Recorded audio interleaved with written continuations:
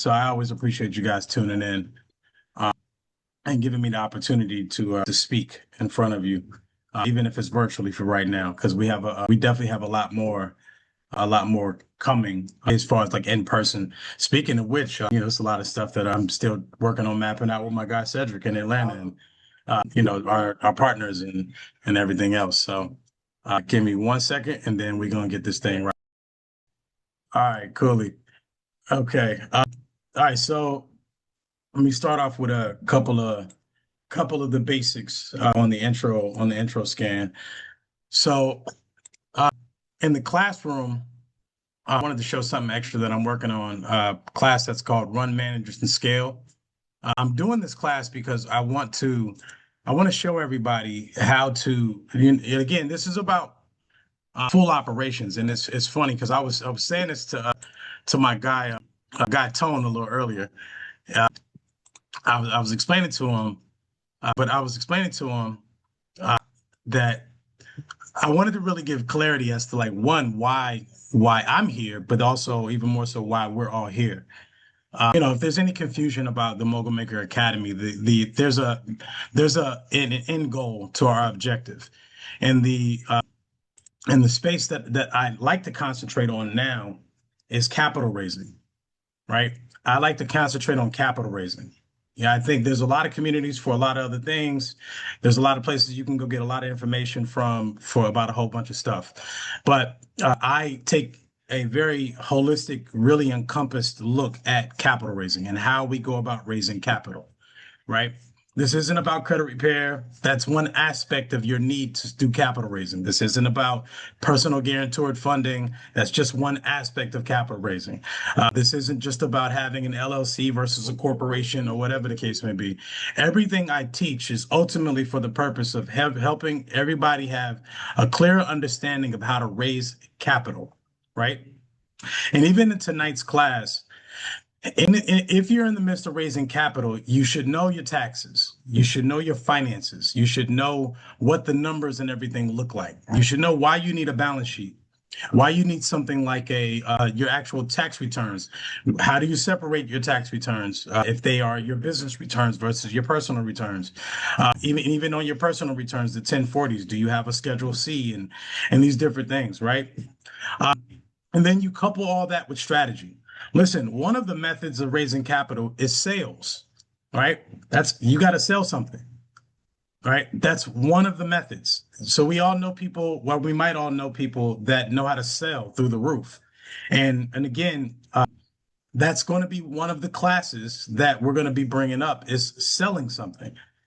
And there's going to be a good option of things that we're going to be selling. So for example, some of the things that we're going to sell, for example, are cars. So one of the reasons why we go after cars is because cars are just easy things to sell, right? And they have bigger profit margins than say like a $50 item. Okay. And then cars essentially sell themselves. So that's the reason why I couple certain classes and certain programs inside of this, because this is about teaching everybody how to raise capital, right? Some of it has to do with structuring your team, right? What players do you need in your team when you're doing an acquisition? You might need a merger and acquisition attorney. You probably even want to have on somebody else on your team that does your auditing, like a CPA. But there's CPAs that just do tax returns, and there's other CPAs that do tax audits, right? And for you guys to know what these differences are is the entire purpose I exist. For you guys to be in the know so you can go out into the world and make far clearer decisions with your finances. Listen, when it comes to all matters of the heart, that is not my expertise. You guys want to figure out how to make somebody fall in love with you? I am not the person to talk to. I often get that wrong. You know what I mean? And again, the idea is, and as much as I'm working on that, even for myself, I know what my expertise is. I am an expert in the world of finance and economics and commerce. And all things keep pointing back to the road of capital, right? Raising capital. And the one thing that all of you should understand as we go further and further and further, especially into the new year when stuff starts campaigning and this small group that we have right now turns into this massive community of thousands and thousands of people, then what ends up happening is that you guys are the pioneer people that get into the space of capital raising. And I hope to God that I can rely on each one of you to eventually start passing that information along and applying it in your own lives. Right. So again, tonight's class is the taxes, but these again, everything is all in reference to the exact same topic, capital raising. Another method of capital raising is debt capital. Another method is donations. Another method is government contracting, right? At the end of the day, everything is about capital raising. And when you start, please do not stop, right? When you guys start capital raising, do not stop. This is not a game that you're going to be playing over the course of just the next few months. This is a game you're going to be playing for the rest of your lives. The capital raising game does not stop until you die. That is the unfortunate part about commerce and how our governments and how evil the system is and blah, blah, blah, or anything else that you believe. I believe to be true because it's a true reality. They created a game of commerce for all of us to go play. And those of us that choose not to play it will live a very difficult life. So instead of me fighting against the art of the game, I just got involved with the game and I decided to teach, to learn it, apply it, and then teach it to other people. So the game could be a little bit easier and if in some capacity, if you know at least at bare minimum how to structure yourself with your entities. We don't deal with only single entities in this community. We do not do that. We deal with multiple entities, right? Because we operate our lives through entities. Mm. You understand? So I say that because it's necessary to wrap your mind around one, the why are we here? Now, another thing about why we're here to make some money, right? I've given everybody a 50-50 stake opportunity for anybody you refer to this community. Find your affiliate link inside of the community, find it and share it. Anybody that joins, 7-day free trial, you guys make half of the money I make on the community. This is also supposed to be a very shared economic forum for everybody. Right. So I want to make sure that I just got a chance to point that out to everyone before we got into tonight's lesson, because I've been asked several times, to make this thing make sense. And again, I think the only thing that makes sense is everybody is trying to make capital. Everybody's making money is not the only way to raise capital. You are here to learn how to raise capital in every fashion possible. And what I haven't done, I'm bringing in other experts that have done it, right? Bringing in other experts that have acquired far more companies than I could even wrap my mind around. They're coming in this community to talk to you guys about how to raise capital through acquisitions, how to raise capital through sales, how to raise capital through marketing and sales, how to raise capital through fill in the blank. All right. All right, cool. Now, with that being said, let me get back to the share screen. Again, just basic things in the community, but like I said, just some of the make, manage, and scale class. That is probably going to be the next thing that we launch, and then the Mogul Maker Playbook. The Mogul Maker Playbook is my personal playbook. This is what I would do. If I were in this circumstance, then I would do this, right? If I had if I was down on my luck and I just got out of federal prison and I had nothing to my name, this is what I would do. Right? That's just an example, but that's a real life example for me. That actually is a real thing. That comes from a very real place of mine. Starting off sleeping in my friend's car when I came home from federal prison to now amassing a community and assets and managing almost $10 million in family assets. That is a very, very real thing for me. Right? In 6 years. And I'm just getting started. But this is what that's going to be. Starting a funding company. I want you guys to be able to do what I do, right? These classes will be unlocked to anybody that's inside of the community. If you're in the community, then you'll be able to not only take a look at that, but then of course from there, then I look forward to you guys asking me questions and posing questions. And again, just notice how everything in this community points right back to guess what? Raising capital. Digital product development and sales, license to flip, trust formation, surety bonds, explode your net worth. This is all about capital raising in different fashions, right? So, all right, now that's enough of that rant. I just had to, I just wanted to make sure I pointed that out. All right, so let's get into it for tonight. All right. So, what is the IRS's definition of income? Before we get into any taxes or strategies or any of these other things, we need to make sure we have our definitions. Our definitions are the same, right? We don't want to look at anything differently than what it's supposed to be looked at. Not perception. I'm talking about the actual reality of the way that it's viewed amongst the IRS and the actual government agencies or the judge. The way, what are they going to look at it like, right? Because that's the only way that it's really applicable. Not a fantasy strategy or not a fantasy definition of somebody telling you how you can get away with, like, getting back $20 million. And again, I've gotten close to that number before, but that took thousands of tax returns to do that, to do those numbers. All right, understanding how the IRS defines and categorizes income is fundamental to tax compliance and strategic planning. Under IRC rule, which is subsection 61A, gross income includes all income from whatever source derived, unless explicitly excluded.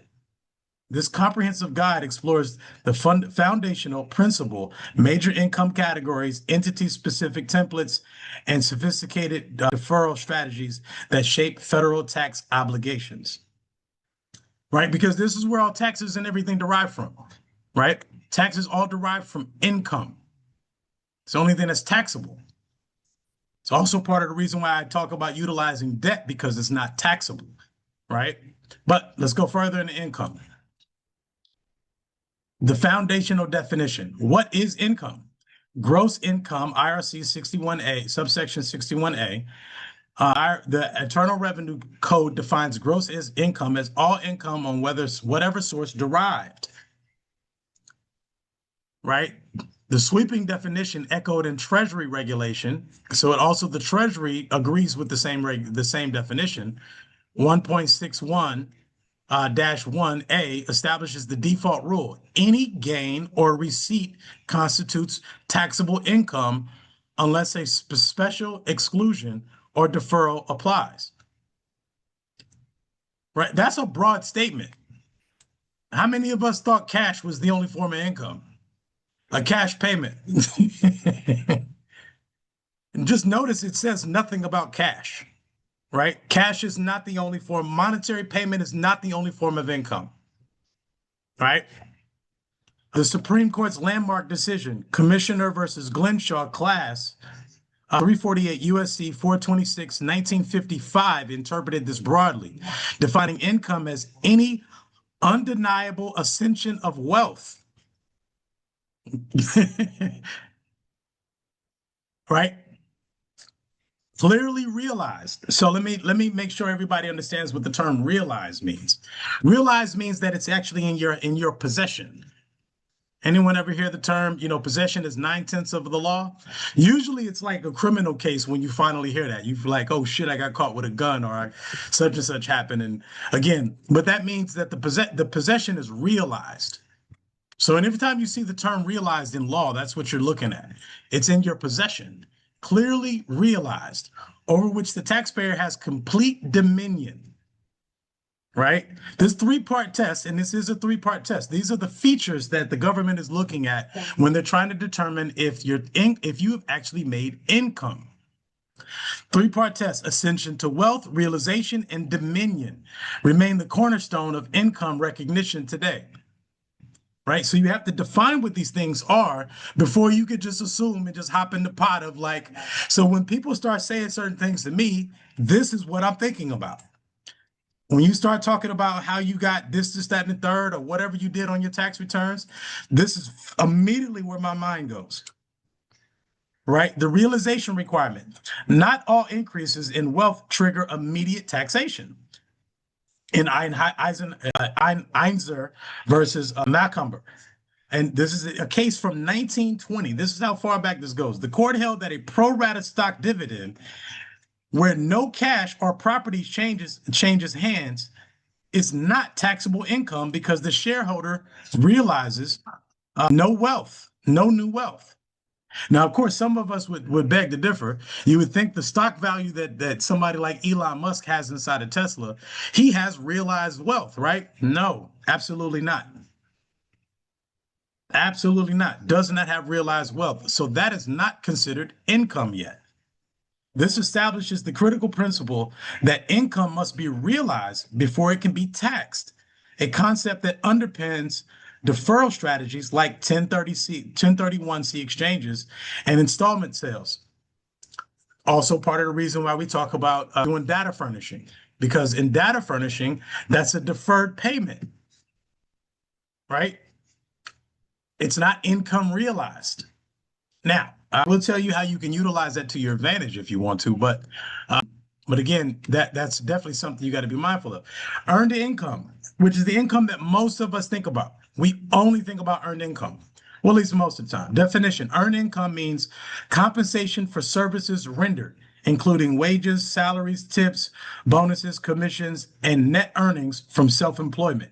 It may also include certain taxable unemployment benefits and, in limited cases, payments like alimony or non-disability pensions directly tied to personal services. The tax treatment, the worst in the planet. Earned income is taxed at ordinary rates and generally subject to payroll taxes, FICA, medical, or self-employment tax. This dual taxation, and again, people were telling me about dual taxes in corporations. It's hilarious when I listen to people. No, I don't want to do a C corporation because there's double taxation. What do you think you're getting taxed on a personal individual tax return? It looks crazy. Makes earned income the most heavily taxed category for most individuals, and that's the truth. So for those of us that think some of our NFL players, our NBA players, and some of these other people that are making all this wild money are seeing any of that money, half of it is usually out the door just from taxes alone. Hence, part of the reason why most of them arguably go broke after their careers is because they're being taxed on earned income, right? Reporting W-2 wages appear on Form 1040. Line 1, self-employment net business income appears on Schedule C. And most of us that have LLCs, we're familiar with this. With self-employment tax calculated on Schedule SE, right? Proper reporting ensures compliance and accurate calculation of Social Security benefits, because you are subject to that on the 1040 tax form. Practical example: if Alice earns $100,000 in salary, the entire amount is fully included in Form 1040 income.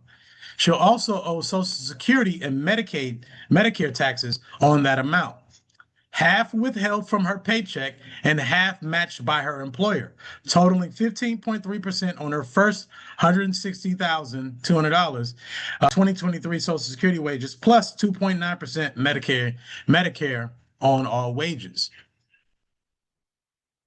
And let's keep going. Portfolio income.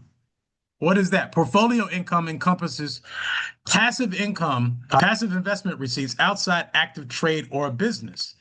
According to IRS publication 550, the category covers gross interest, dividends, annuities, and royalties not derived from a trade or a business, plus gains or losses from the sale of investment assets held to produce those items. Now, let's simplify what we're saying here. Components. Portfolio income includes: 1, taxable interest from bonds. Anybody have any government bonds? Savings accounts, you gain interest on your bank accounts. You guys ever wonder why the bank account is insured, FDIC insured up to $250,000? Is because you're earning interest on the bank account. Not for any other reason. I promise you, there's no other real reason behind that. It's not security. It's not none of that other sweet stuff that the bank tries to sell you on. What they're selling you on is the interest that you're gaining, and you have to pay taxes. So that's why bank things like wire fraud, bank fraud, and all that other stuff, that's why it's illegal. It's not illegal because, like for some other private reason. It's illegal because you have to pay taxes on that money. You wire $1 million into someone's bank account that's FDIC insured, and there's interest that's being gained on that. So, for the sake of the IRS, and we've all heard it, you deposit anything more than $10,000. Now, anybody that wants to ever get around that, quick little hack, open up a non-interest bearing bank account and wire money to that account, and then you'll be fine. But again, savings account and CDs. Two, dividends, both ordinary and qualified for stocks and mutual funds. And three, capital gains from the sale of investment property like stocks, bonds, or in mutual funds. Tax rate, ordinary rates apply to interest and non-qualified dividends. However, long-term capital gains and qualified dividends enjoy preferential rates under subsection 1H, which is 0%, 15%, or 20%, depending on taxable income. And that depends on the entity that you're doing. Reporting interest and ordinary dividends are reported on 1040 Schedule B. Right? Next time you talk to your tax professional, tell them, hey, listen, I owned a little bit of crypto, or I owned a few stocks, and I sold the stocks. I need you to report this on my tax returns. Right? Because that's all considered income. Capital gains and losses flow through Form 8949 to Schedule D. Qualified dividends receive special treatment on Form 1040. And listen, I'm going to say some very complex forms and all this other stuff. And at the end of the day, I'm going to say this, but I also want to simplify it for you. As I'm talking about it, passive activity income. And again, these are all the types of income that we are aspiring for our capital gains, right? Passive income arises from passive activities under subsection 469, generally rental real estate income and businesses in which the taxpayer does not materially participate.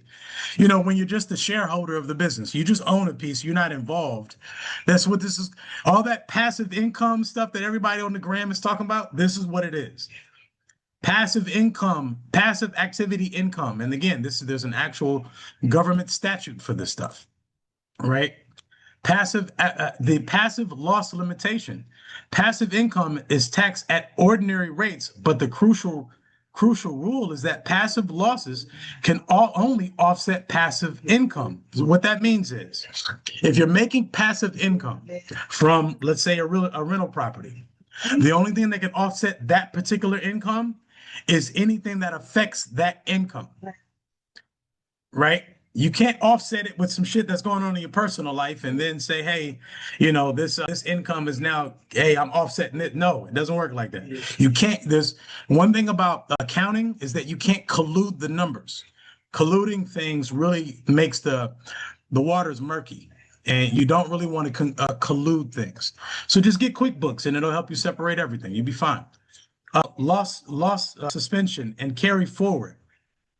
Loss suspended under subsection 469 don't disappear, they carry forward. So a quick example of that, actually, let me just finish reading this. Indefinite and can carry forward indefinitely until offset by future passive income or until the taxpayer disposes of the entire interest in the activity. Upon disposition, suspended losses become fully deductible against any income. What carry over is, and I'm going to talk about this other tax accounting types before we get into strategy. Carry forward is an accrual tax method. We have cash method and you have accrual method, and I'm gonna get into that next, but that is one of the methods that you can use to carry things forward. So you might be able to carry forward loss, or you can carry forward gains. That way, you want to reduce your tax threshold right now and show that you got a little bit more profits and then carry over your losses until next year or 5 years or 10 years down the line. That's called carry forward, right? You can do that with your losses or your gains, right? Now you get to create a lot of strategy with that, just that ability right there. Or this year, I need to show a lot of profits because I need to go get funding. I need funding right now. So I need profits to show now because the banks are going to give me all this money. I'm going to carry forward all my profits going into the following year. So I'm going to owe the IRS, right?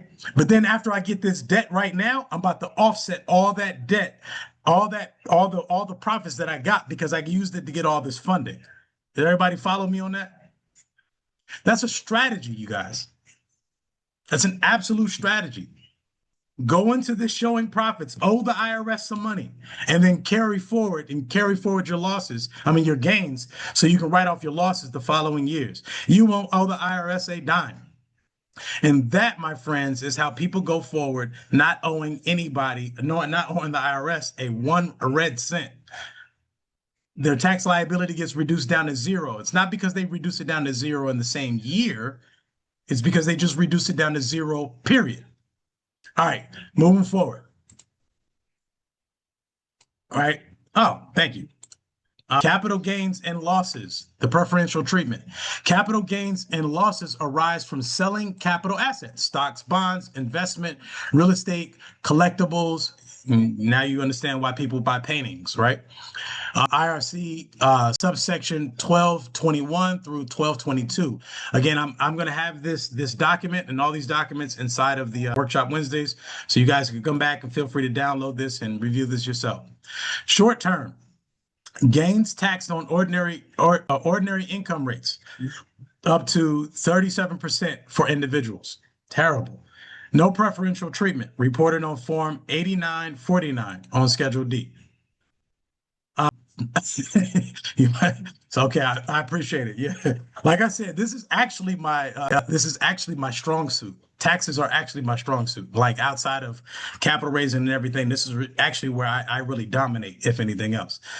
Long term, favorable rates, 0%, 15%, or 20%, depending on taxable income. Collectibles capped at 28%. Significant tax savings for patent investors. Right? So hypothetically, you buy into a business, right? In the private markets, you buy into a business and you hold on to that business for at least a year. Then your tax threshold drops whenever you get ready to sell it. All right, word of the wise when it comes to venture capital firms, private equity firms, and the other big boy institutions that want to buy into your business, right? They also know these numbers.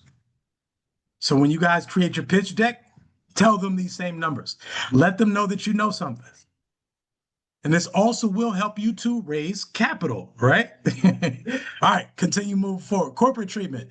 C corporations pay ordinary rates, 21%. So the next time your fellow politician out there wants to talk about how all the wealthy rich people, they just want to get away with being rich and they don't want to pay their fair share. This is their fair share, while this is your fair share. And they're the ones who set the tone for the game. So change your entity, change the things that you do with the money, and then you will get treated differently. It's really just that simple, right? But this is another form of income, right? Loss limitations. Capital losses may offset capital gains dollar for dollar. You have a loss of $1 million. Remember in that carryover, you went and borrowed all this money because you had a 40% margin on your income, right? You guys borrowed all this money. You went and borrowed $2 million. You get to write that off as debt, losses of $2 million the very next year, even if you only had a $300,000 profit. Now you start realizing how you can start getting massive amounts of money back on your tax returns. All right, let's keep going. Dollar for dollar, excess losses are limited. Individuals can deduct only $3,000 per year against ordinary income. So we are no longer filing ourselves solely as just individuals. It's not that you don't do your individual returns, but we are going to separate your returns now moving forward.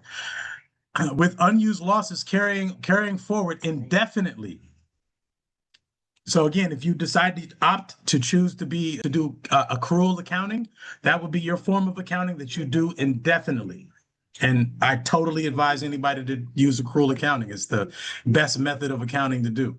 And taxes. Corporations can only use capital losses to offset capital gains, no offset against ordinary income, with a 3-year carryback and 5-year carry forward. Right? 3-year carryback means, hey, we need to go do an amendment for what we just did. 5-year carry forward, hey, we can have this hanging over our head for the next 5 years and we're good. But we'll find a way to make some extra money and to do some other things. You know what I'm saying? So, all right.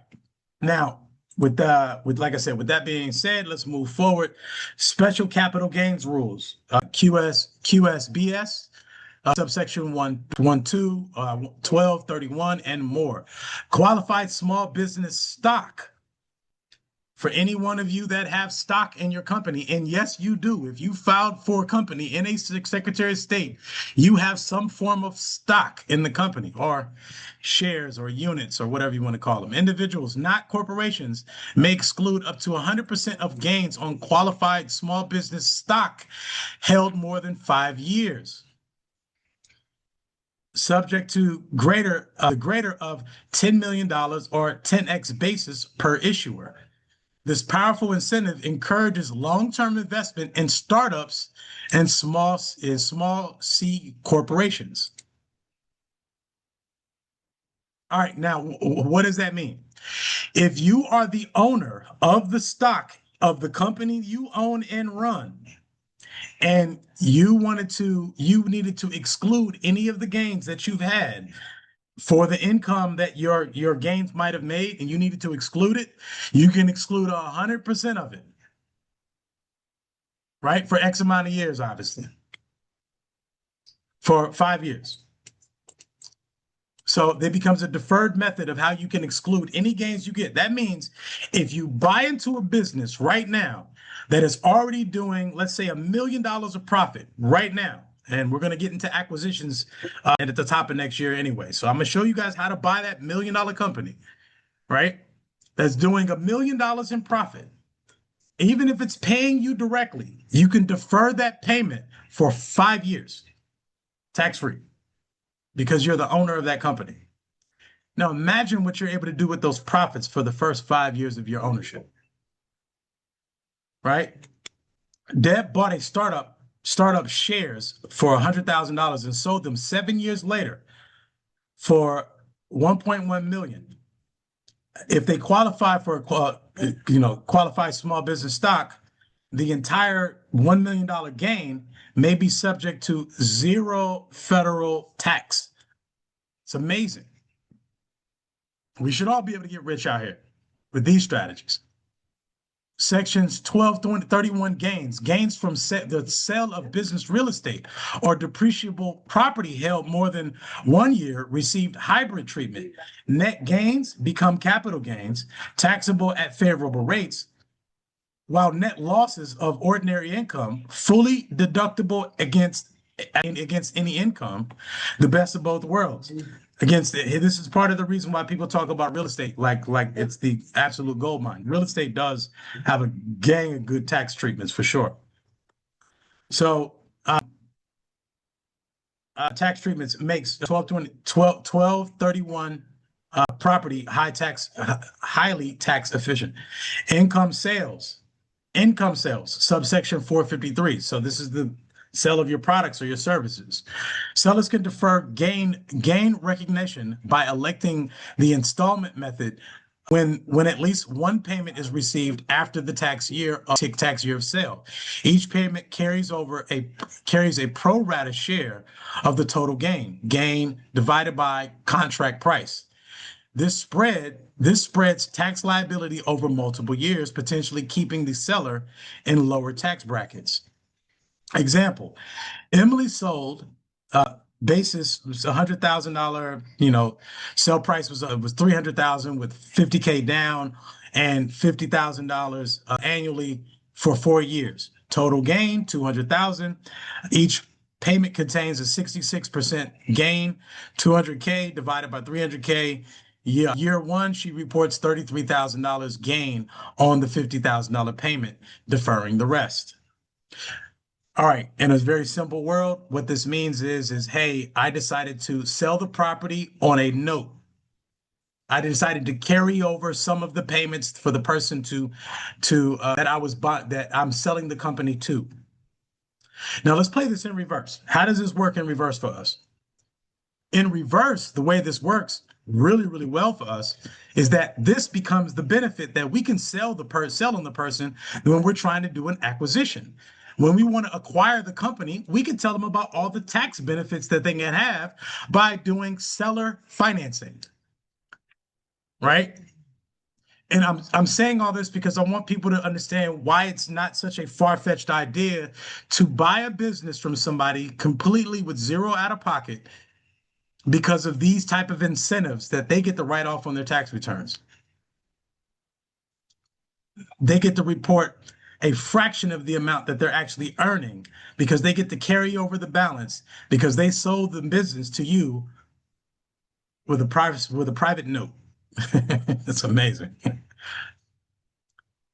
Basically, they're giving you a loan against the value of their business, and they're saying just pay the loan off and you can take over ownership. Foreign income, and I'm going to speed through a little bit of this. U.S. taxpayers, citizens, and residents are taxed on a worldwide income. I hope you guys understood that. No matter where you go make money in the world as a U.S. citizen, you are required to pay taxes on it, regardless of where it's earned.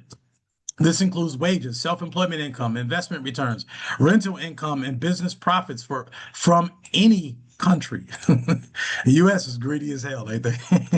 The U.S. is one of the few nations that taxes citizens on one of the few taxes citizens on global income, even when living abroad. I have some future classes where I can explain to you guys how we get out of that, but not right now. Just know that we get taxed around the whole globe. To mitigate the double taxation, subsection 911 of all numbers allows qualified individuals to earn up to $120,000.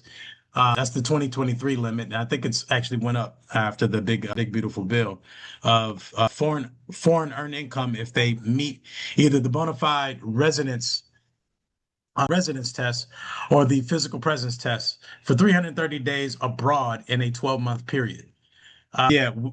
My partner and I, and actually several of my colleagues as well, we all have plans to get out to Africa anyway. So those that want to take a trip with us for half the year, let me know.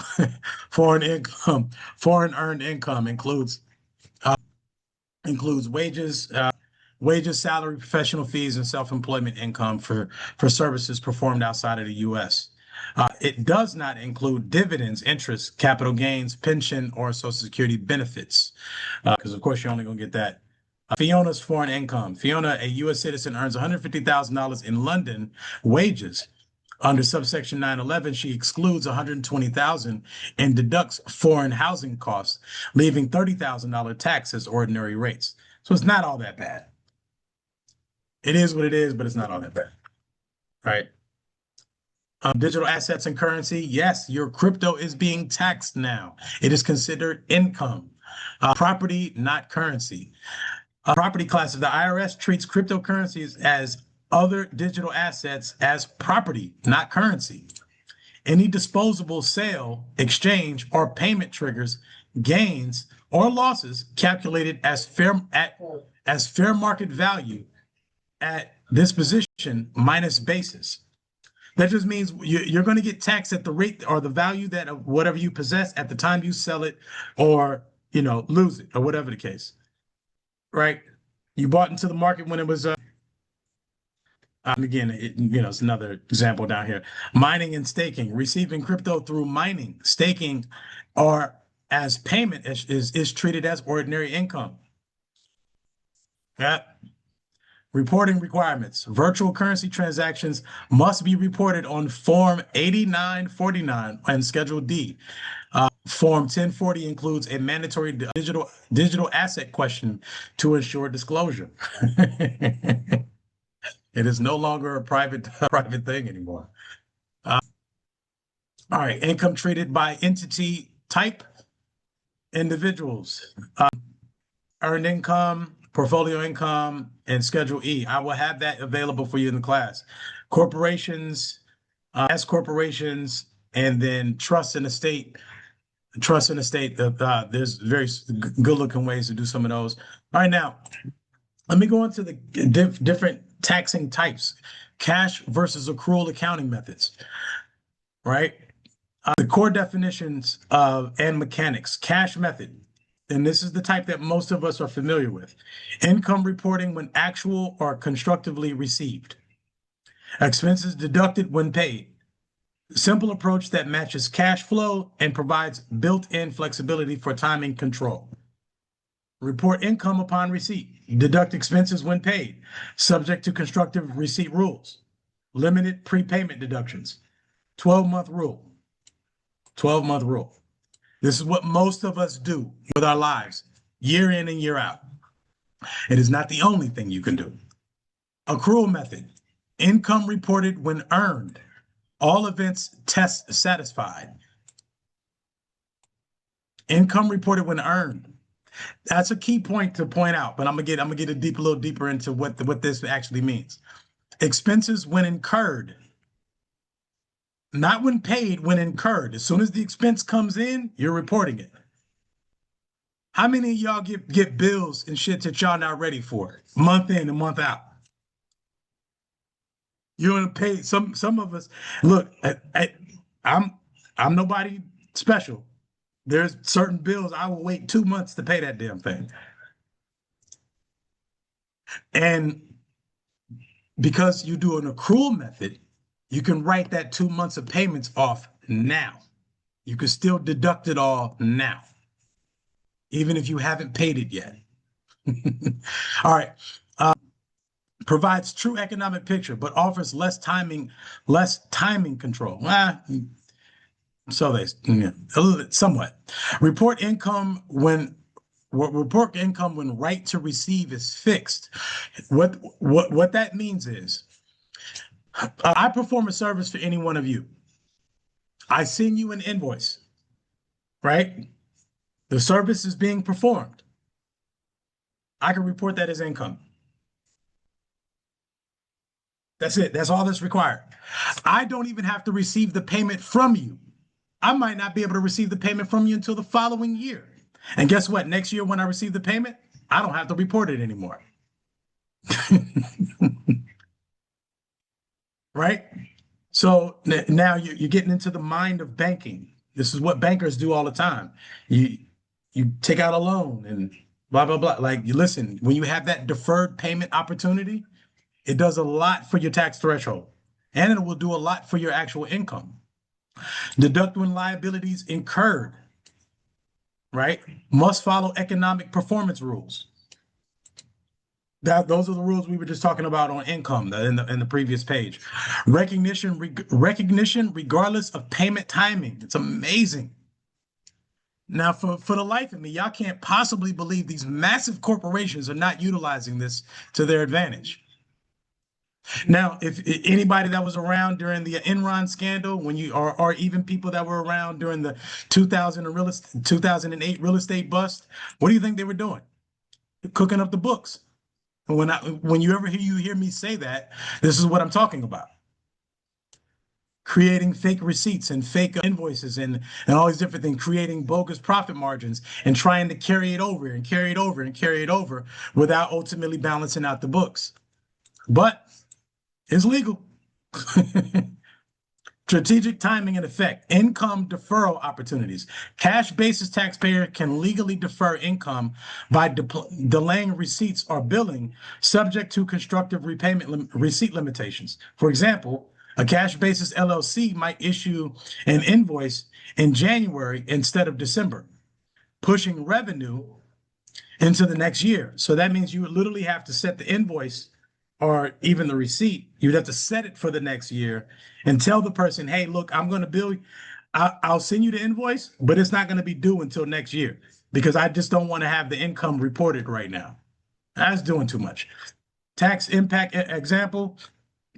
If an accrued business firm had 100K in earned but uncollected sales, and on December 31st, switching to cash could save approximately 21% times 100K, equaling 21,000 in current year taxes by deferring recognition until cash is received.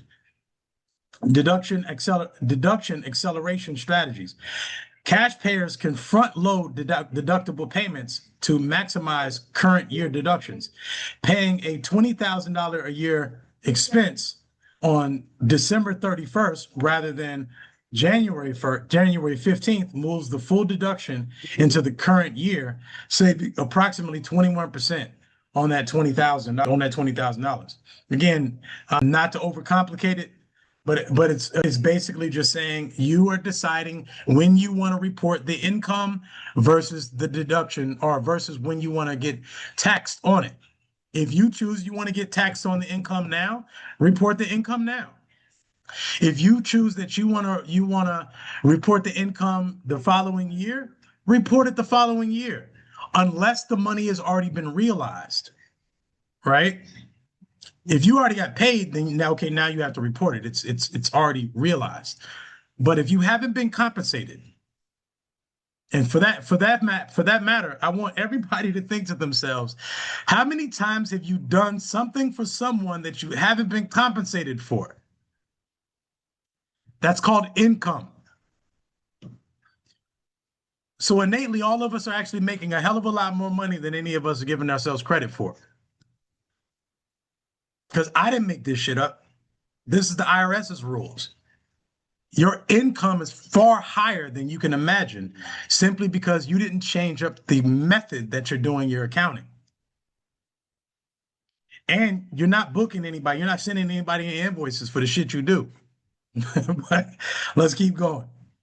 Year-over-year arbitrage examples. By changing methods or timing transactions, sophisticated taxpayers can create multi-year tax shifts through Section 481A adjustments. These adjustments spread income or deductions over multiple years, smoothing tax liability. Of course, as we get our money and raise our capital, we don't want to be liable for nothing, right? Right, LLC performs 100K, so a service company example. This is on the cash basis. LLC performs 100K services in year one, but doesn't bill until January 1st on cash basis. Year one income drops by 100,000, saving $21,000 in taxes. Accrual method would require inclusion in year one. Now, let's go to the other method. Method changes impact. When service company later switches to accrual via Form 3115, of course, you guys didn't think I wasn't going to give you the form, right? 3115, it picks up a $100,000 Section 481 positive adjustment, amortized over 4 years, right? Adding $25,000 a year in taxable income in year 2 to 5, right? Now, why would you want something like this? Well, look, I don't want to get taxed. I don't want to get taxed. You want something like this so you can go get funding. Because remember, this is being spread out now. And you can go deduct it later. Oh, well, you know what? I did make the income this year, but look, this year, I'm taking losses, baby. Manufacturing company example. Corporation buys 50K machine, $50,000 machine on 12/15, let's say this year, December 15th, that's in 5 days. Under accrual with bonus depreciation, deducts costs in year one. Cost method business would defer deduction until payment, potentially missing year one benefits, right? So again, what that means is you bought a $50,000 machine, but you decided to write off bonus depreciation for this year. You could decide to write off the profits for this year so you could position yourself for funding and then write off the bonus depreciation the following year, right? So we're thinking in a longer time frame now when we're talking about taxes. Most people come to me and they're talking about what can I do over the last 12 months? Switch your method. That's what, right? Entity specific under IRC subsection 448. C corporations generally must use accrual. Also part of the reason why I'm always talking about corporations. If average gross receipts, 3-year average exceeds, if they my VA is trying to get in.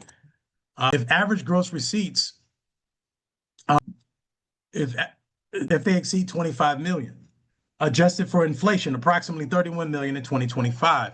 So what that means is, hypothetically, you you now are doing some real numbers. You're doing over 31 million. The IRS is going to force you to change your method.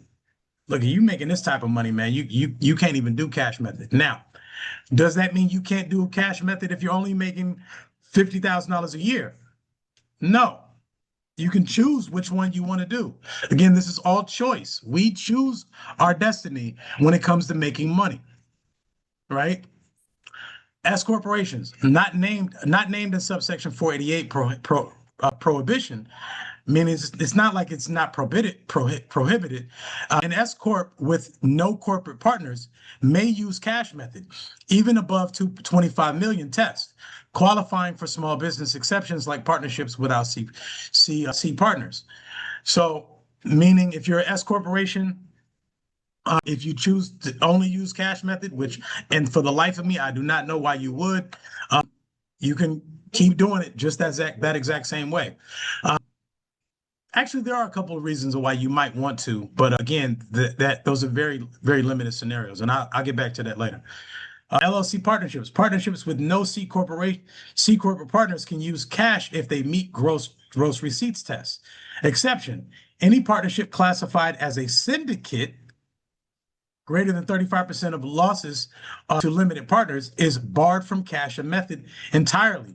One of the classes that we're going to be having inside of the community is about starting and raising capital as a syndication and as a fund, because it's yet another method of capital raising, right?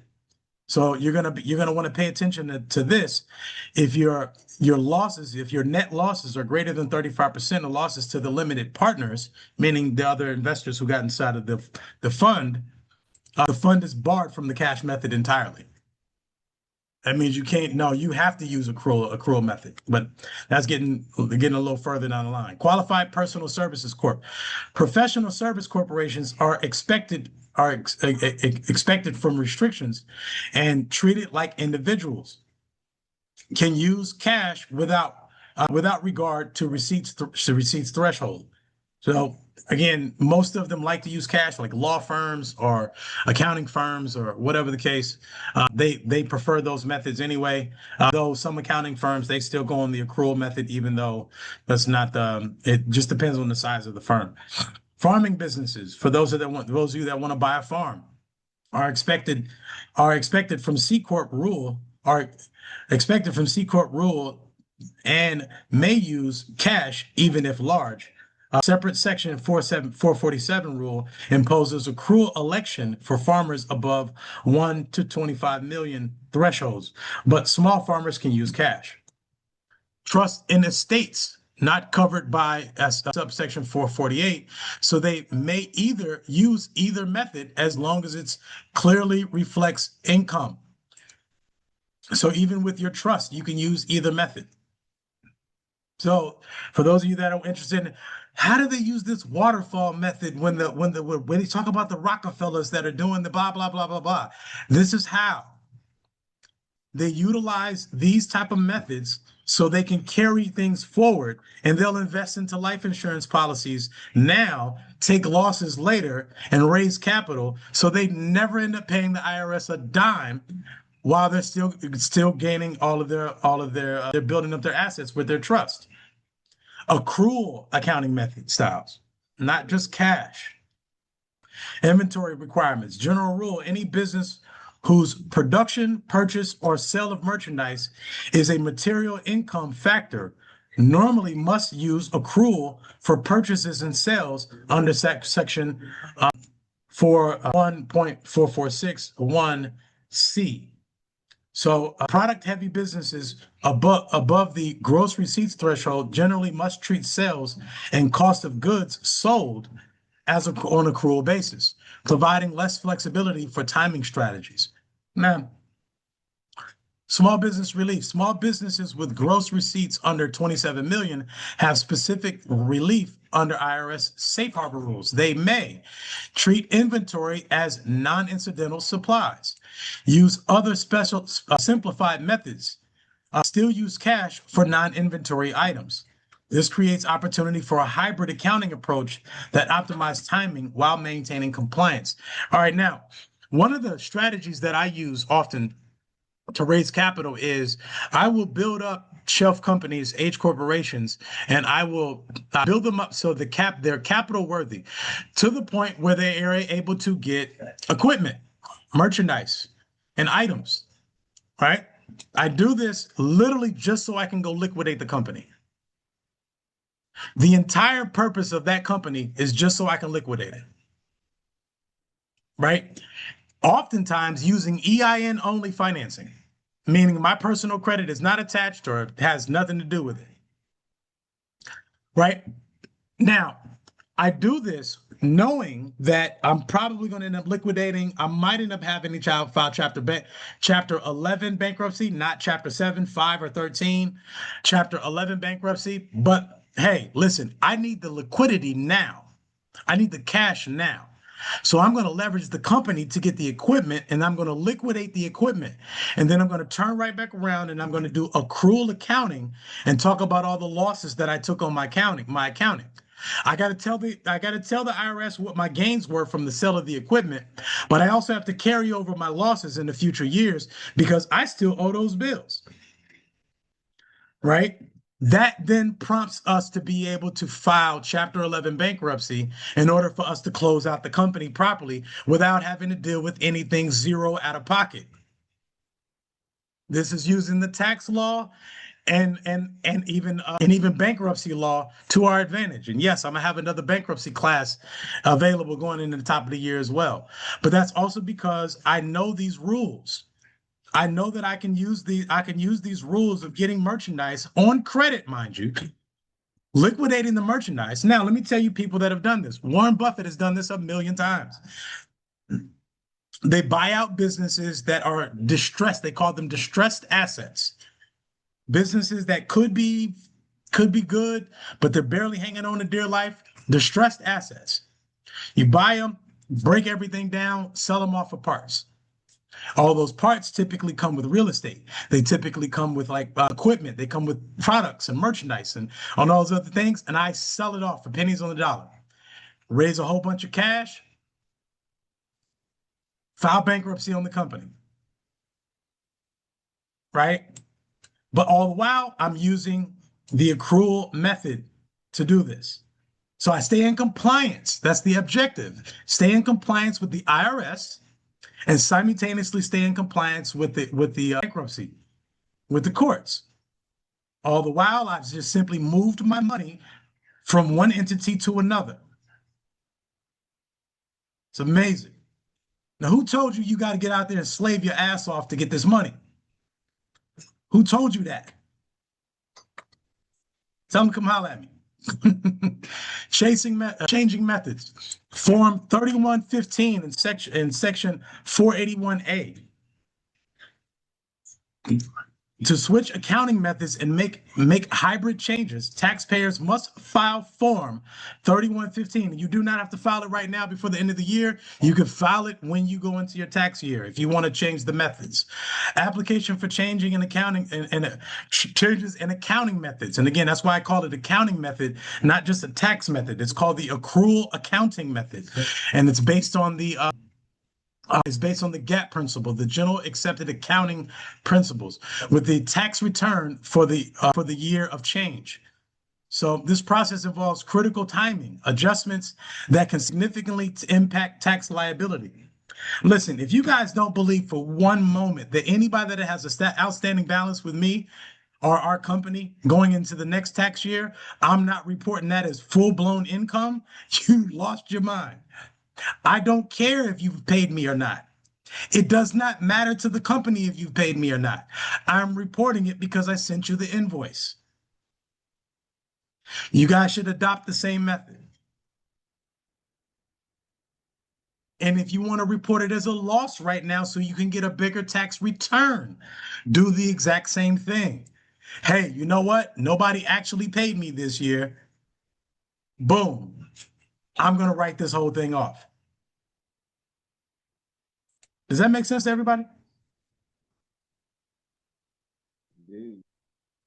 All right, cool. Determine eligibility, blah, blah, blah. Again, everybody's eligible to do accrual or cash-based accounting. There's no real major barrier between not being qualified for it. You just have to elect it. You know, when you go to the polls, you go to the election. That's called choice, baby. Choice. You choose it. You tell me what you want to do. Then I'll tell you how we go about doing it. Right? Calculate section 481, 481A adjustment. Positive 481A, switching cash to accrual accelerates income. If you want, then again, I plan on doing it to accelerate income. Right? Because I need my business to make sure that it's a seven-figure company this year. We're close. We're very, very close. I don't think we're going to actually hit the seven figures, but we're close. And it's based on this method alone, not because of what I've actually collected. And I'm going to keep it all the way a buck with y'all. It's not based on what I've actually collected. It's because of what I've invoiced. Negative 481 going accrual to cash defers income. Deducted in full year of change. So I'm changing it and going into next year. And we are a C corporation, so I don't just talk this. This is what I actually do. We are filed as a C corporation. Look up Project Mogul Enterprise in Delaware, Georgia, Indiana, California, and Wyoming. Because yes, we have offices in all those places. All right. And I'm deducting it all, but at the same time, I'm also reporting the income from it all. Yes. Complete Form 3115. Fill out Part 1 and 2, plus schedules for specific changes. Include proper DCN, designated change number for automatic changes. Auto-required statements describing changes and reasons. The reason is you just wanted to change for tax liability purposes or income purposes. Anyway, and of course, yes, if anybody wants to work with me personally when we're going into the new year, I will be available exclusively to the community. So if you are not part of the community, I will not be working with you. But if you are, I'm down. Let's get it. Hybrid methods and multi-entity strategies, cash method servicing, accrual method corporations, legal timing arbitrage. And again, that's what I'm using this for, legal timing arbitrage, right? Key takeaways in strategic planning. Select optimal method, confirm eligibility, use Form 3115 proactively, right? Structure multi-entity groups. Yeah, put a couple other entities in between all of this. Now, what you might want to do is you might want to get that 501c3 filed before the new year. You might want to do that. Or buy an H corporation and then refile the H corp as a 501c3. At least you'll be able to backdate your tax returns like that. And utilize that to offset some of your tax liabilities and some other things. All right. All right. Now, let's go into, let me see, definitions, cash. Let's go into actual strategy. And then after this, we're gonna wrap it up, and I'm gonna give you guys some room for some questions and stuff. Anything you guys wanna ask me. All right. So, trust tax strategy, trust tax strategy, shifting income and maximizing deductions. Trust face comprehensive tax brackets. reaching the top 37%. And yes, that's a very strong possibility that you might get taxed at that rate, right? Now, let me show you how to avoid all of it. Rate rate at just $14,000 of income, right? The key to tax efficiency is strategically distributing income to beneficiaries who are often in lower tax brackets while leveraging advanced estate planning techniques. Underutilized strategies, grantor trust techniques. So those that have a living trust right now in place, use installment sales to intentionally defer grantor trust, right, to shift future gains out of your estate, right? Use installment sales. Installment sales are typically what I do with a lot of the people that I work with. I tell everybody, listen, I practice what I preach. I can't teach you about notes and debt and all these other things, and I don't practice it myself. So I carry the note myself, right? Our business carries the note. Trust me, I've already thought the whole thing through before I decided to do that, but we decided to carry the note ourselves. Then on top of that, I want to give you guys some time to actually see that we know what the hell we're doing, right? But it's about I carry the note. So you know what? I could innately, yes, tax defer that and say, hey, the income isn't realized. But again, I don't plan on doing that this year. But a grantor trust, you can utilize that same technique. Charitable deferred, set up CRTs, charitable remainder trust. That's what that is, for tax deferred charity giving. QPRTs, qualified personal resident trust, allowing discounting home transfers to beneficiaries. All right, income allocation, distribute income to beneficiaries to distribute net income distribution. So it's taxed at the lowest rate rather than the trust compensation brackets. All right, critical update. With one of the big beautiful bills 2022 bonus depreciation returns to 100%, post January 19th of 2025. So that just got enacted. And in section 179 expensing limits rose to 2.5 million. Trusts with active businesses or real estate should aggressively leverage cost segregation and accelerate write-offs. Yeah, section 179 is a really big and dope section for the most part. And inside of that section, you'll find all type of taxable credits. So there's two things about taxes is really credits and deductions. Tax credits is how you get money back, and also depreciating assets is how you get money back. All right. Anybody that's ever wondered to themselves how I got so much money, $1 million a month from tax returns, it's because I went out and found every single tax credit the IRS had to offer. One of them is Section 179. And there's a bunch of tax credits inside of Section 79. If you are looking for ways to get a bigger tax returns, because maybe you need a little bit of Kickstarter money and stuff to go into the new year, right? On your tax returns, you need to look at every tax credit, not tax deductions.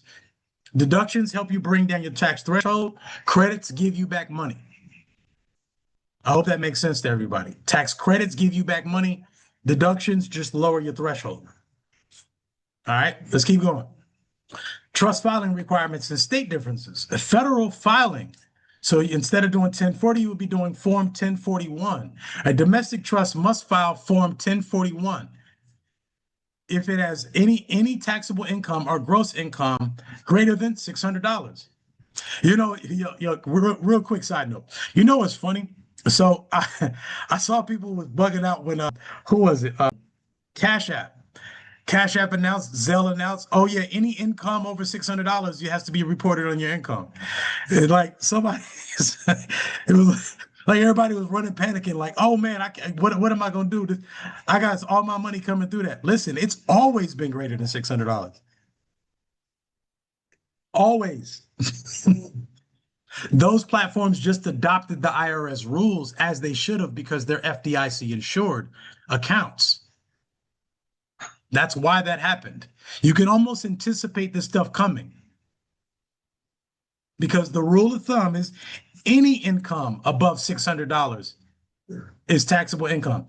Or a non-resident alien beneficiary. The trust reports all income but claims an income distribution deduction. All right, now in a real world setting, what does that look like? You have the trust, you're the trustee, you bring in $1 million in income, you have 10 beneficiaries, right? Each beneficiary has a life insurance policy. So their distribution gets paid out to the life insurance policy and not directly to them. Zero tax liability for the trust and for the beneficiaries. Waterfall method. Tax allocation. Undistributed income is taxed to the trust at the trust rates, while distributed income up to DNI is passed out to the beneficiaries via a Schedule 1. So on their Schedule 1s is where you're going to show the contribution to the life insurance policy. A whole life, not a term, even though I do believe in having both. The whole life insurance policy. Right? Beneficiaries then report the income on their own 1040. Right? The trust pays tax on retained income. Beneficiaries pay on distributed income. State tax consideration. Blessed California. Trust Form 541 faces high rates, about 9.3% on modest income, reaching 12.3% at highest levels. Texas and Florida, on the other hand, no personal income tax, no sales tax on distributed trust income. Texas imposes franchise tax on business entities. Florida has 4.458 corporate tax, but neither taxes trust on beneficiaries on distributions. So just so we're clear, a beneficiary of a trust can't be a business, you guys. It can be a business. You don't have to find the family members and all of the individuals that you know ain't gonna be worth for shit. You don't have to find them to be the beneficiaries of your trust. You can literally appoint another business. Hence the reason why I always say no one business will satisfy all of your financial needs. It will never happen. Because even if you're forming a trust and you need beneficiaries in order for the trust to be valid, you might just want to set up another LLC or corporation or a nonprofit. Because if the nonprofit is the beneficiary and you distribute all the income to the nonprofit, who's getting taxed? Now we're talking about elite strategies. Ministers. I was saying this the other day, I think on Sunday's class, the housing allowance advantage. All of us should be ministers of our own nonprofit, of course, of our own faith-based organization. Underutilized tax strategy. Ministers have a unique exclusion under IRC subsection 107, the housing allowance. This powerful benefit allows clergy to exclude substantial income from federal taxation.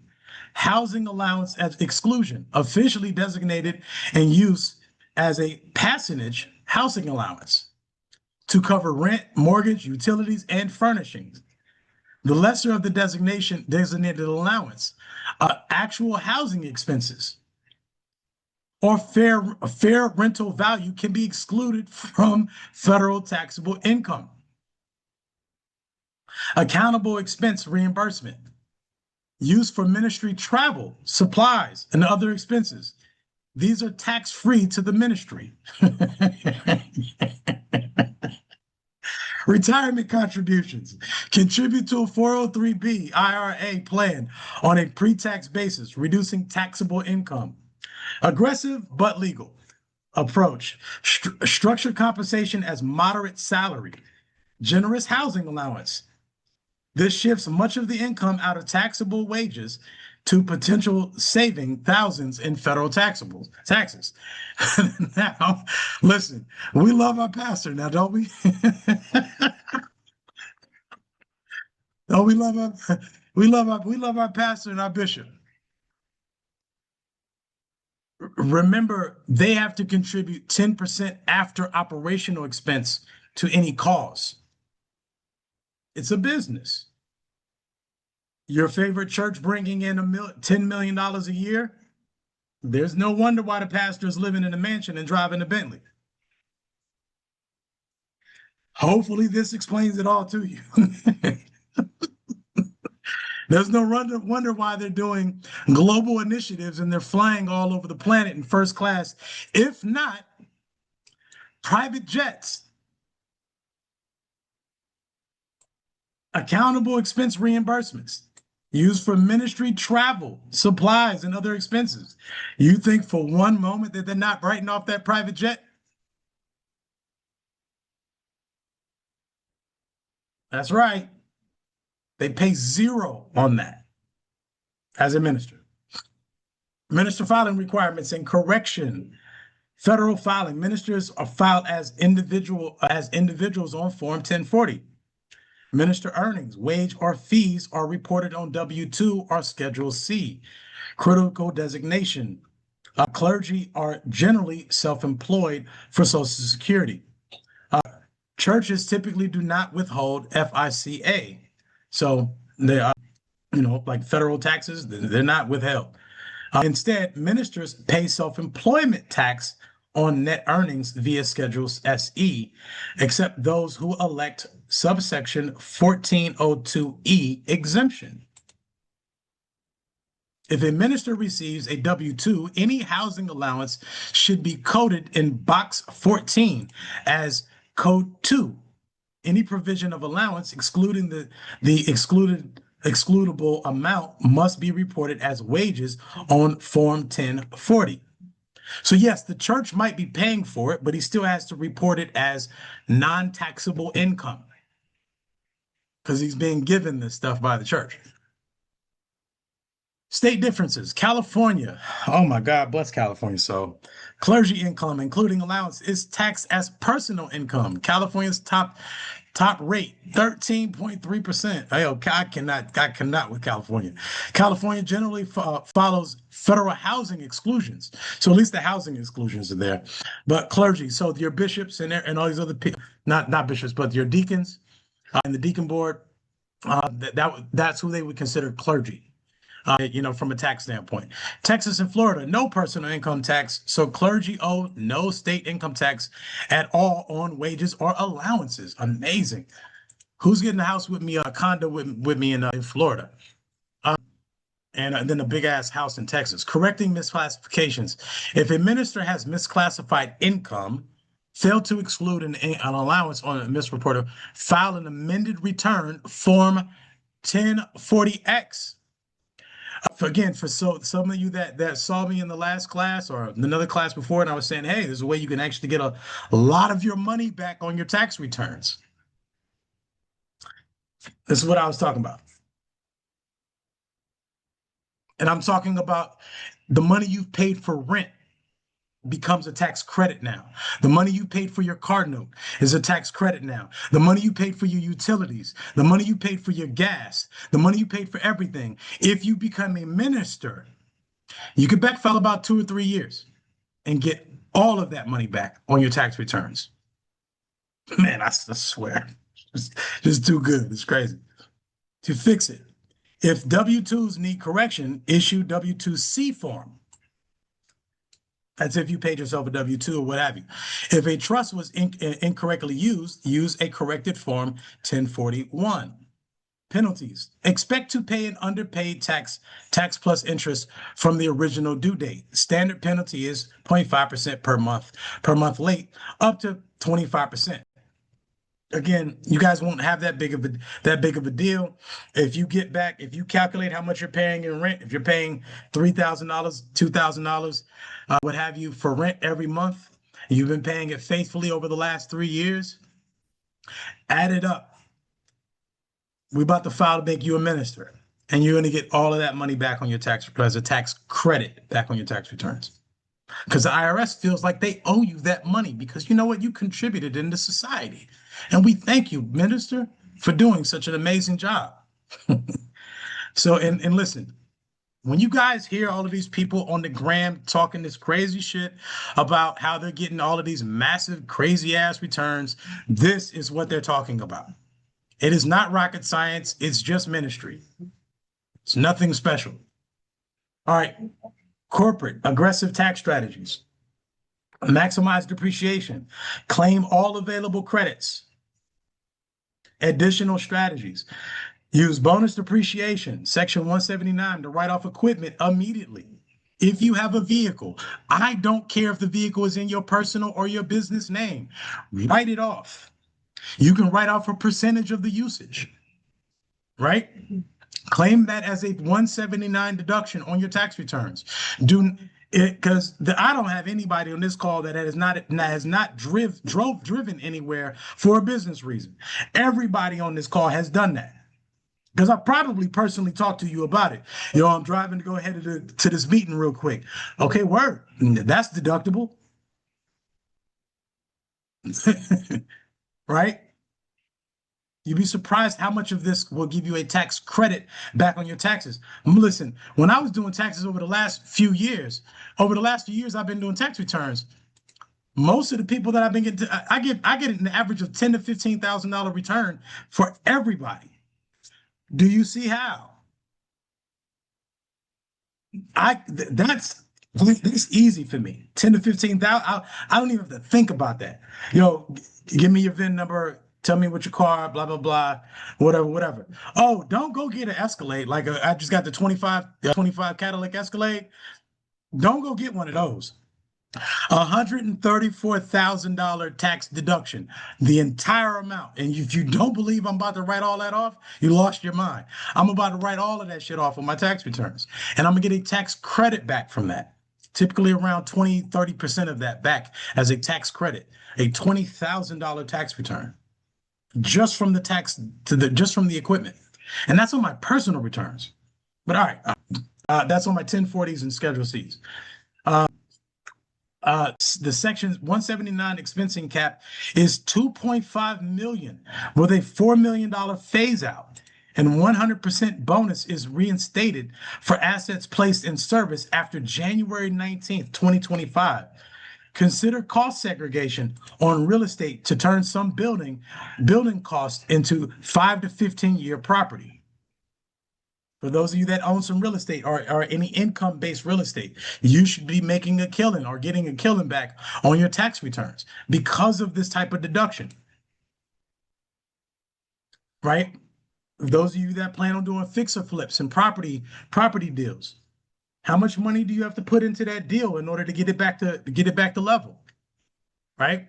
I don't care if you got the money from a loan. Write that off too. That's the loss. And then realize the gains later on, right? Because we're now using accrual methods instead of cash methods, right? Claim all your available credits. Claim the R&D credit. How many of us knew that we can claim research and development as a tax credit on your business? How many of y'all have a tax prep person that told you can write off research and development? Small startups can elect. And again, this entire system, and you guys will hear me say this all the time, this entire system is voluntary. The entire game is voluntary. You are not subject to nothing that you don't allow yourself to be subject to. The entire system is voluntary. Small startups can elect up to $500,000 a year of R&D credit. That's it. I told you, credit gets you money back. How many of y'all been doing research and development this entire year? How many of y'all been spending time studying this entire year and feel like you ain't got nowhere? Write it off. Get some credit back because the government incentivizes your research. Of course you can. Yes, Jacqueline, you can amend previous tax returns with the same tax credit. You sure can. Up to 3 years. Accrual methods. So yes, you can change the accrual method in previous years. Three is always the magic number with the IRS. 3 years. But at times, I advise against it, but let's book a call and I'll explain to you a little bit more in detail with respect to the tax methods amended tax returns, yeah. But yes, if you're going to amend your tax returns, you can approach the entire return as an accrual method return in that respect. All right, let's see. The Inflation Reduction Act, certain clean energy credits, right? Solar, ITC, and PTC can be taken as cash refunds via elective pay or even transferred to third parties for cash. Manufacturers can claim the Advanced Manufacturing Credit, Section 45X, and elect direct payment. Hence the reason why I say no one business to satisfy all your needs. Did any of us decide to start up a manufacturing company this year? I don't care if it's just on paper. Claim R&D and claim this damn tax credit. I don't care if it's just on paper. The IRS is not sending agents out to your office. Trust me, I've had agents come to my office. I know when they show up. And this isn't the reason that they show up. Sometimes you need a starter kit, and sometimes the money doesn't come from sales. Sometimes it doesn't come from credit. Sometimes it comes from the IRS. Sometimes your contribution just needs to be rewarded from the very same system you've been contributing into. You get back a little bit of small portion, and that's your Kickstarter to kick off the rest of the year. Right? Additional strategies, opportunity zone gains deferral. Again, this is a Donald Trump thing. For those that didn't know, he's the one that created opportunity zones. And for my Nipsey Hussle fans, because that's my little homie, I love him to death. Rest in peace. But for the sake of opportunity zones, let's be very clear. Nipsey was building in what we call an opportunity zone in South Central Los Angeles.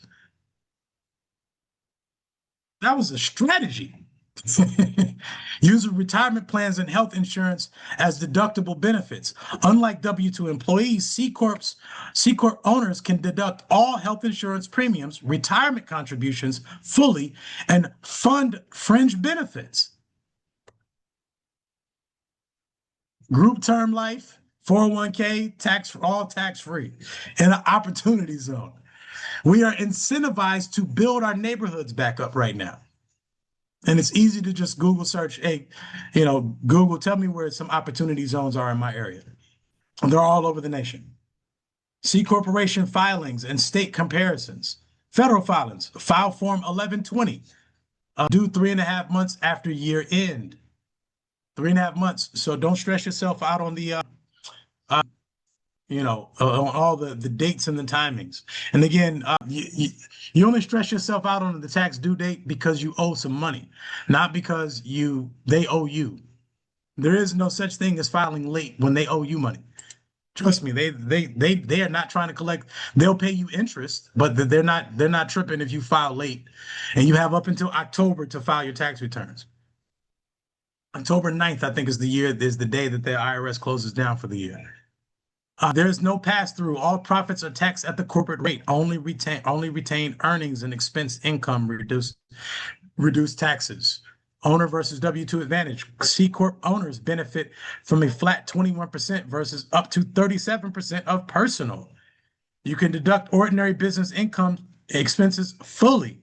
Unlike W-2 employees, they can shift income to sheltered corporate earnings. Deferred recognition, and fund fringe benefits tax-free to themselves. It's amazing. And then good old California. C corporations pay 8.84% on net income, plus an $800,000 minimum franchise tax. An $800 minimum franchise tax. I got so sick of California with this franchise shit. They just be taxing people. People that ain't even made no damn money. They hit people with this fee. High tax burden for California-based based corporations. Florida corporate tax rate is 4.458%, down from 5.5. No personal income tax. So dividends or pass-through income won't incur additional state tax. S corporations, eliminating double taxation. And if this is the strategy you need, then by all means, do your thing. The key benefit of S corporations is elimination of double taxation. Profits pass through to shareholders, 1040. Avoiding corporate tax. This structure offers significant advantages for business owners. So the S corporation reminds me a lot of a trust because this is the same tax structure as a trust. Reasonable salary strategy. Pay yourself a reasonable salary. Yeah, pay yourself a reasonable salary. Subject to payroll taxes and take the rest as distribution. By keeping wages just at the reasonable level, shareholders minimize Social Security, Medicaid, Medicare taxes on distribution, and aggressive but IRS scrutinized tactic. Health insurance deduction. S corps can deduct 100% of health insurance premiums. Yo, I was looking at insurance policies with my partner. We was looking at corporate insurance policies, and them things are sweet. You hear me? But yeah, you can have key man insurance, and the key man insurance is what it's called. S corps can deduct 100% of health insurance premiums for anything greater than the 2% of shareholders, and fund requirement plans like other businesses. Right now, all TCJ, IRA changes, bonus depreciation, section 179, the depreciation rule, R&D credit, qualified business income, 20% deduction, apply to S corp income on shareholder returns, maximize these aggressively. Federal filing form 1120S. That's the form you're going to file if you choose to go with the S corporation form. S corporation state taxes and advantages. Again, good old Cali. But the S corp income is at 1.5. It's not bad. Florida changes its corporate tax charges its corporate tax on all S corporations income as well. However, no personal income tax on distribution to shareholders. Texas S corp tax. Texas imposes no personal income tax, but the S corp must still pay the Texas franchise tax on its margin. No special exemption for S corporations. Owner versus W-2 advantages. And then LLCs, maximum flexibility and tax efficiency.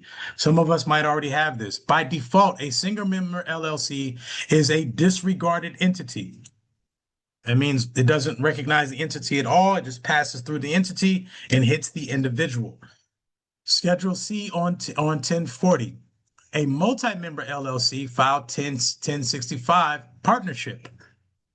However, an LLC can elect an S corp form 2553. So that is the form for tax election to be elected as an S corporation. If you want to do that now. Do that tomorrow. File the form and mail it out. And look, as long as it's been sent out with with the post office, it is considered received according to law. All right, what I mean is if you fill out the form now and you mail it off before December 31st to the IRS, then it is considered received because it's now in the hands of the post office. All right, that is the law. So you still got a little bit of time now. It doesn't matter if they fully received it. All you have to know is that you have documentation, certified receipt saying that you mailed off that form. That's all you need. Move forward. All right. Or C Corp Form 8832 tax form. That's how you elect that taxation. Choose the form that lowers your tax. For example, the LLC tax as an S corp lets you cut self-employment tax. Conversely, electing C corp may benefit businesses returning earnings at 21%. Right? Maximize deductions, a pass-through S corp, family employment, pay reasonable wages to minor children. Right? Deductible to you, tax at the lowest rates. Yes, employ your kids. I don't care how young they are. I don't care if they're infants and they're babies, employ them and take photos of them and say that's for the business. Make up a reason. I don't care. Deduct them. This shifts the income to lower brackets. Retirement incomes, fund solo 401ks. That's the only type of 401ks that I'm even into. So like my mom, for example, I just had her move all of her funds over to a self-directed 401k. That's called a solo 401k. right? I had her do that so we can have a lot more autonomy and control over her money. Or SEP plans or on LLC income for big retirement deductions up to 69,000 in 2025.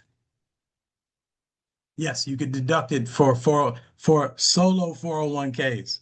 You cannot deduct your 401ks if they are still managed by Vanguard or somebody else like that.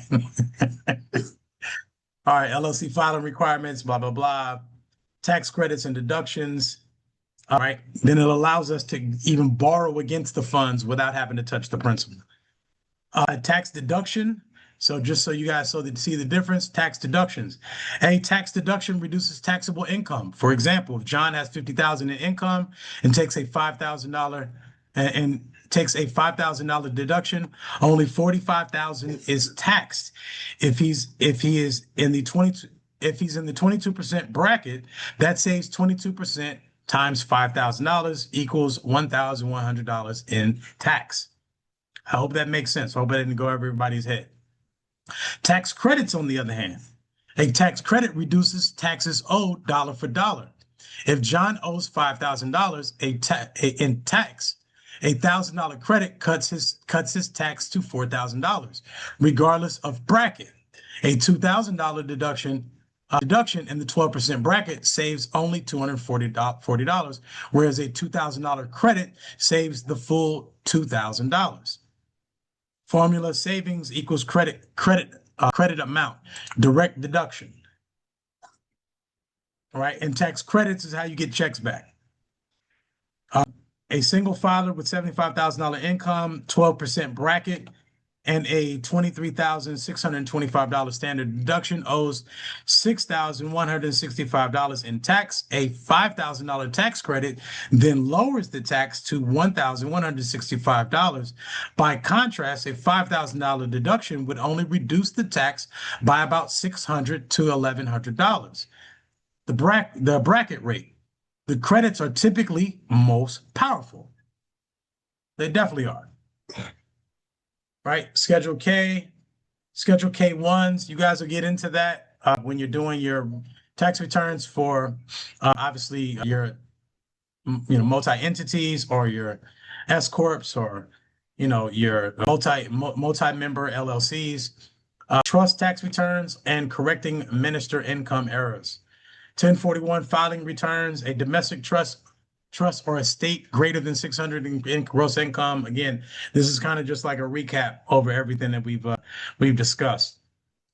Business owner advantage, greater tax efficiency. And I'll wrap up with this. In all cases, business owners and investors can often achieve greater tax efficiency than W-2 owners. All right. By using pass-through entities, they can access deductions, multiple tax brackets, and special exclusions that salaried employees cannot. Enhanced deductions. Business owners may deduct retirement plan, contributions, and health insurance, unlike W-2 employees, and take advantage of new credits, research and development, clean energy, and direct reduced liability. Right? Income splitting. Entities like S corps and LLCs allow splitting income between salary and distributions to save payroll taxes. This strategy alone can save thousands annually. Legal tax strategies. These strategies, while aggressive in terms of maximizing benefits, are legally scrutinized by current tax laws. Proper documentation and compliance ensure audit protection. Yeah, that's the biggest thing about the IRS. At any given time, you can be audited, regardless of like them. They do random audits on, unless they're seeing numbers that don't make sense. But having proper documentation, and that's how you pass any audit. Proper documentation. Record everything. W-2 employee limitations, limited deductions, standard deduction only, no business expense deductions, full payroll tax on all income, no income splitting strategies, limited retirement contribution options. Business owner advantages, extensive business deductions, home, office, vehicle, travel deductions. Again, I'm going to ask y'all one last time. Did you guys write any of that off on your returns last year? Did you write off your house? Any part of your house as your office, your vehicle, your travel? Did you make it a business reason for you to travel it off, to write it off? Payroll tax savings for S Corp strategy, 20% qualified business income deduction potential, higher retirement contribution limits. I mean, if you're contributing to a retirement fund anyway, you get to write it off when it's done with your business, or use it as a deduction, right? Access to business tax credits.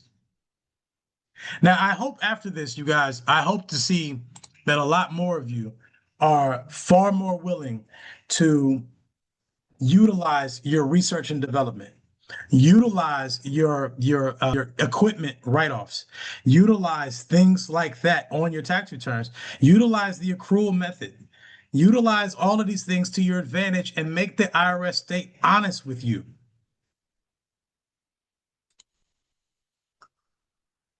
Right? All right. Now that was a bit of an intense message, but is there anybody that has any questions that they want to give to me like live right now, outside of just scheduling an appointment with me at some point? You can write them in the chat. You could shout it out loud. It doesn't matter. Yeah, I got a question. I think I'm getting a settlement check. Should I get a non-interest bearing account with a trust attached to it? That's possible, but for your settlement, what I would suggest is that you open up an escrow account. So that would be the type of account that's non-interest bearing. It's still a bank account. I mean, it's still a bank account, but have any of your funds go into escrow, right? The escrow will hold on to it, and the only thing you have to pay any tax on. And of course, if you're getting a settlement from a lawsuit, there's no taxes allotted to that either. But if you have it go into an escrow account, that's one of the versions of a non-interest bearing account, like a brokerage account is. A brokerage account, you guys, is a non-interest bearing bank account. You don't gain interest on those accounts, right? But yeah, have it go there, and then you can mitigate and manage the disbursements with your brokerage or your firm that's handling the escrow. All right, I thank hope you. that helps.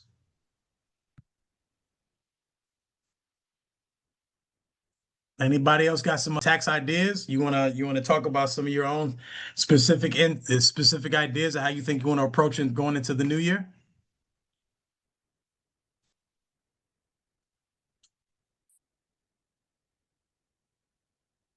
Okay. Yep. Yeah. Just yeah. B. Just set the appointment. You B. We locked in anyway, so yeah. Definitely just get with me. Anybody else? Because listen, at the end of the day, guys, my biggest thing about this is that you guys are aware. So when people come to me with questions and all of this stuff is inside of my head, right? All of this is. This is not. I carved out a presentation with ChatGPT and these other platforms, but this has all been in my head, right? And I say that because this is how I approach everything from a very well-informed standpoint. And when it comes to this tax stuff and me anticipating how we're going to go into the new year, hey, listen, let's finesse it. We might end up needing $100,000 or something going into the new year. Now, I will tell you guys this though, as a caveat to everything that I've just said. Whoever is in office will make a difference of how fast you get paid your money from the IRS. Whoever is in office, whoever is the president of the United States, will shift the dynamic of the IRS. So when Biden was in office, it was at a grinding halt. Trump is in office now, and people are getting cut checks. And again, that's a perspective from a party standpoint. That's not I like it better or not. That's a perspective from a party standpoint. Republicans, they live and die by the tax code. So, for example, the SBA, I think there's some reports of the SBA. Let me see if I can pull this up real quick. I think the SBA has what percentage of approved loan increase has the SBA approved? Let's see.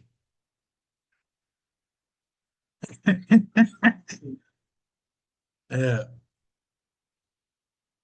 Approval surged significantly, 22%,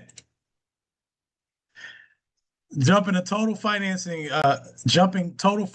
for year 2024, but dipped in mid 2025 due to new fees, standards, shopping, blah blah blah, with roughly 59% of total loan applicants fully and partially approved in recent times for programs like the flagship 7A. All right, I'm not crazy. I promise you, I'm not crazy. Now is the time. You want to go utilize the government right now to help you get approved for a 7A business acquisition loan? I'm not joking. Now is the time. You guys also want to utilize some of those deferral methods and stuff like that on your taxes and utilize the big, beautiful bill to your advantage instead of letting all of these clowns on the internet tell you about how bad things are. Now is the time. Men lie, women lie, but the numbers don't. And I'm just merely looking at the numbers. But I also know that I'm not playing the game as an individual. I'm playing the game as an entity, several of them. I hope that makes sense.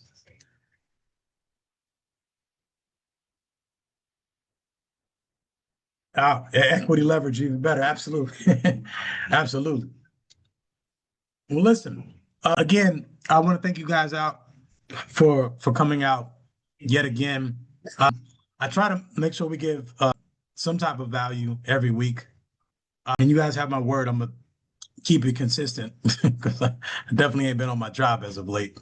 But I think let's see, next Wednesday is the 17th. You guys just let me know in my DM inside of the community if you guys are open for next week class. Because other than that, then I'll kick back off in the new year because I really didn't want to disturb everybody's holiday season right now. Yeah, fund those trusts, like just like my man Tony just said, fund those trusts. And yeah, get with me, you guys. I love you guys to death, and I appreciate you guys for tuning in. And again, this is gonna be something magical in the making, because this time next year, I think it's gonna be a hell of a lot more confusion inside of this community. It's gonna be a beautiful thing.